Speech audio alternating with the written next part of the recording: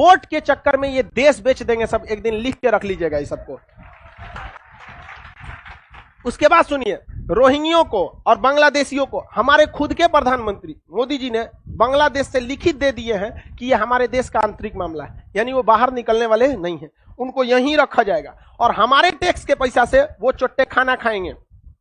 हमारे यहां लोग भूख से मरे, गरीबी में हम लोग टॉप करें, लेकिन उन लोगों को रखा जाएगा और उनको जेल में रखा जाएगा। और एक जेल में 1000 रहेंगे सब। एक जेल का बनाने का खर्चा 46 करोड़ रुपए खुद गवर्नमेंट बोल रही है। वो 46 करोड़ रुपए हम और आपके से जाएगा। 46 करोड़ में एक तो कॉलेज यूनिवर्सिटी खुल सकता था कि नहीं खुल सकता था, लेकिन नहीं, क्या खुलेगा? जेल। और उस जेल में जाएंगे हमारे पत्रकार और उसमें पूछेंगे आपका क्या कहना है सीए एनआरसी के बारे में, आप बताइए, मुंह में कोच के बताएगा।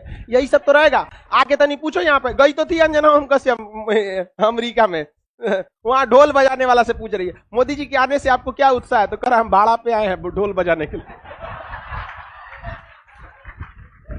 बता बेइज्जती करा के चलाई कि नहीं। तो आप समझिए, आप पढ़े लिखे इंसान, हम इस बात को स्वीकार करते हैं और बहुत मतलब एक होता है ना, ओपनली स्वीकार करते हैं कि पाकिस्तान, अफगानिस्तान और बांग्लादेश में यहां माइनॉरिटी को, चाहे वो बौद्ध हो, महात्मा बुद्ध की मूर्ति बम से उड़ा के तोड़ दिया, सब पूरी दुनिया की बड़ी मूर्ति थी वहां, तो बाकियों को वहां के लोगों ने जीना हराम कर रखा है।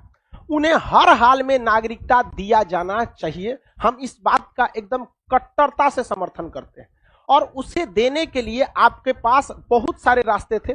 आप चाहते तो उन्हें 2015, 17, 18 में ही आप पंजीकरण द्वारा दे सकते थे, लेकिन ये फुल टू मैटर हो गया, पॉलिटिकल, राजनीतिक मामला हो गया। और लोग में क्या है कि वोट डालने में, आप ध्यान से देखिएगा, हमेशा 100% वोट नहीं पड़ता है, वोट 60 से 70% पड़ता है। जो कम वोट पड़ता है, बहुत पढ़े लिखे लोग या बहुत सारे ऐसे लोग जिनको राजनीति अच्छे से समझ में आती है, वो इससे दूर रहते हैं।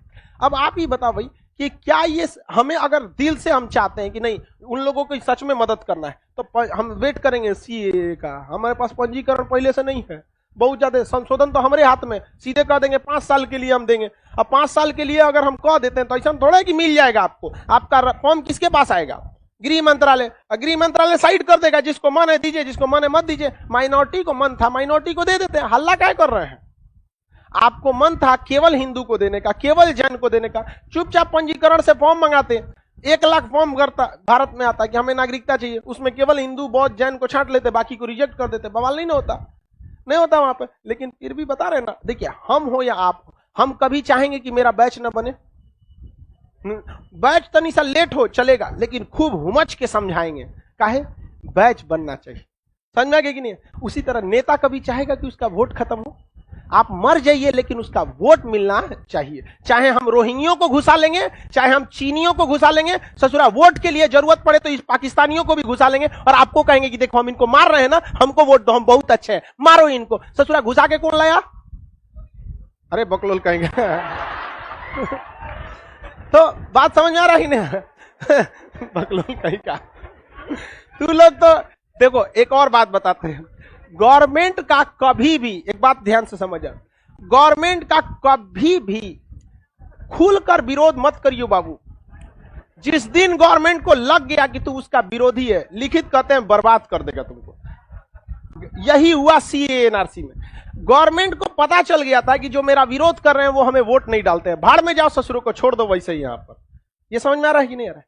गवर्नमेंट को पता चल गया था, उसको गवर्नमेंट को पता है कि कौन हमें वोट देता है, कौन हमें नहीं देता है। आपको नहीं देना है मत दीजिए। आप गला फाड़ के चिल्ला कर रहे हैं कि तोरा ना देंगे, तोरा ऊपर पड़ो, कीड़ा पड़ो, मर जो है, इनको छोड़ दिया वहां पर। इसलिए याद रखिएगा, आपका दुश्मन को कभी ये बात खुलकर एहसास मत होने दीजिएगा।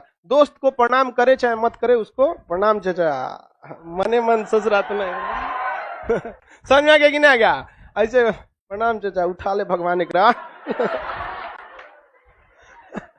समझ आ गया कि तो इज्जत देने में क्या जाता है? विनम्रतम किम दरिद्रतम। विनम्रता में कौन सी दरिद्रता हो जाती है? कृष्ण भगवान से कुछ सीखिए।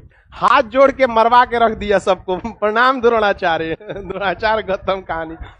तो गवर्नमेंट को एकदम बेहतरीन ढंग से पता चल गया है कि जो विरोध कर रहे हैं सीए और एनआरसी का, वो हमें वोट करने वाले नहीं है। इसलिए गवर्नमेंट ने भी पूरा फुल मूड में चली आई थी। बोलो बाबू।